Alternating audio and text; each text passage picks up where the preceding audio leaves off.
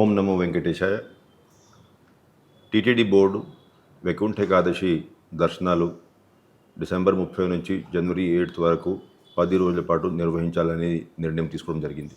ఆ టోకన్ జారీ చేసే విధానం, విధి విధానాలు ఇవంతా కూడా బాగా డీటెయిల్డ్గా చర్చించి కొన్ని నిర్ణయాలు తీసుకున్నారు. ఈ సంవత్సరం ఫిజికల్గా టోకన్లు ఇచ్చే బదులు భక్తులు అభిప్రాయాల మేరకు లక్కీ డిప్ విధానంలో 1,89,000 మందికి లక్కీ డిప్లో టోకన్లు జారీ చేయడం జరిగింది.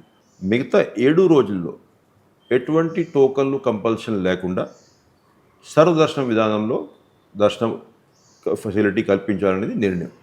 అయితే 2 జనవరి నుంచి 8 జనవరి వరకు వస్తున్నటువంటి భక్తులకి సర్వదర్శన విధానంలో దర్శనం అవకాశం ఉంటుంది.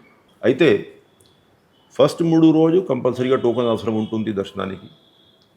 మిగతా 7 రోజులు కూడా భక్తులు టీటీడీ ఎప్పటికీ అప్పుడు రద్దీ పరిస్థితి ఏముంది, సర్వదర్శనానికి ఎంత సమయం పడుతూ ఉంది, ఈ వివరాలన్నీ కూడా ఎస్వీబీసీలో అదేవిధంగా మిగతా ఎలక్ట్రానిక్ మీడియా ద్వారా, పత్రికల ద్వారా భక్తులకి ఎప్పటికీ అప్పుడు తెలియజేసే కార్యక్రమం చేసుకుంటుంది. ఉన్నటువంటి భక్తుల రద్దీ దృష్ట్యా మిగతా 7 రోజులు కూడా ఎవరు ఎప్పుడు ఏ సమయానికి వస్తే బాగుంటుంది అనేది ఆ మేము ఇచ్చేటువంటి లైవ్ అప్డేట్స్ ఆధారంగా వాళ్ళు తన ప్రయాణం ప్లాన్ చేస్తున్నట్లయితే ఇక్కడ వచ్చేటప్పుడు ఇబ్బంది నుండి పరిస్థితి ఉండదు. స్మూత్గా స్వామివారి దర్శనం చేసుకుంటే అవకాశం లభిస్తుంది.